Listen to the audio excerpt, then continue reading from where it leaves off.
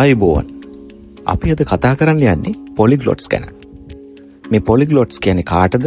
ඔවුන් ඒ විදිහට සාර්ථක වුණේ කොහොමද කියලා අපි බලමු.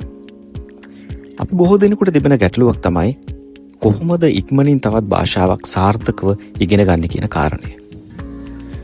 පොලිග්ලොට්ස් කියන්නේ සරලව භාෂාවන් කිහිපයක් කතා කිරීමට, තේරුම් ගැනීමට සහ භාවිතා කිරීමට හැකි පුද්ගලයන්. ඔබ කවදාවත් හිතලා තියෙනවද ඔබට භාෂාවන් කීපයක් කතා කරන්න පුළුවන් වේවි කියලා? ඔබ හිතනවද ඒ කරන්න අපහසු දෙයක් කියලා? පොලිග්ලොට්ස් හැමෝම උපතින් මේ දක්ෂතාවය රැගෙන යන්න ඕනේ. ඒ උත්සාහයෙන් දිනු කරගත් දක්ෂතාවයක්. මේ පොලිග්ලොට්ස් ගැන ඔබ හොඳින් සොයා බැලුවොත් ඔබට පෙනේවි ඔවුන් භාෂාවක් ඉගෙන ගැනීම ක්‍රියාවලිය Tamanටම සතුටක් ගෙනෙන ආකාරයට. අපි බලමු පොලිග්ලොට්ස් මේ සඳහා යොදා ගන්නා ක්‍රම මොනවද කියලා. ඔවුන් මේ ආකාරයට ලැන්ග්වේජ් ස්කිල්ස් හදාගන්නේ විවිධ ක්‍රම හා උපක්‍රම භාවිතා කරමින් නම් ඒ මොනවද කියලා අපි සොයා බලමු.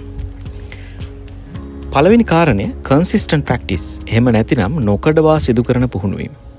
දෛනිකව සිදු කරන සවන් දීම, කතා කිරීම, කියවීම, ලිවීම පුහුණු වීමෙන් තමයි ඔවුන් මේ අතිදක්ෂතාවය ලබා ගන්න. දෙවෙනි කාරණය තමයි නේටිව් ස්පීකර්ස්. එහෙම නැතිනම් අදාළ භාෂාව මව් භාෂාව වන පුද්ගලයන් සමග සංනිවේදනය කිරීම.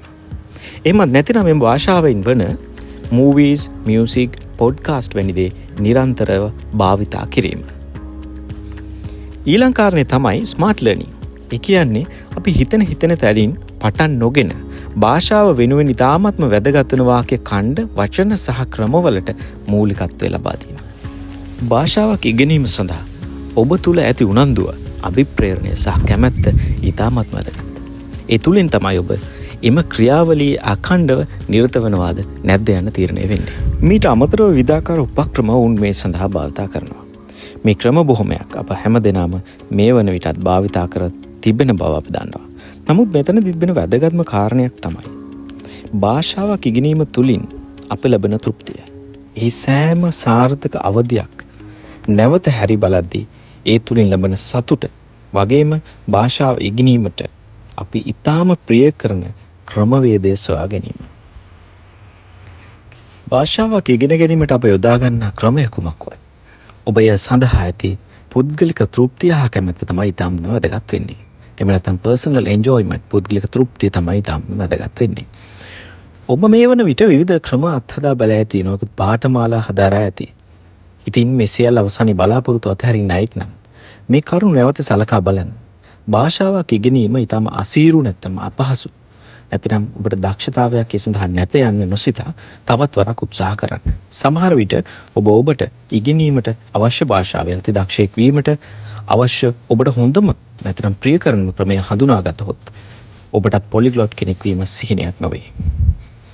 ඉතින් මේ කරුණ ඔබ වෙත ගෙන ආවේ භාෂාවක් ඉගෙනීම අපහසුයයි සිතා මගහැර සිටින ඔබ සඳහාමයි. මතකයේ තබා ගත යුතු වැදගත්ම කාරණා කීපයක් තිබෙනවා. ඒ තමයි අදම පටන් ගන්න. ඔබේ ප්‍රියතම ඉගෙනුම් ක්‍රමය ඔබම සොයා ගන්න. අඛණ්ඩව පුහුණුවීම් කරන්න. ඔබට ස්තුතියි. නැවතත් මෙවැනි මාතෘකාවකින් හමු වෙමු.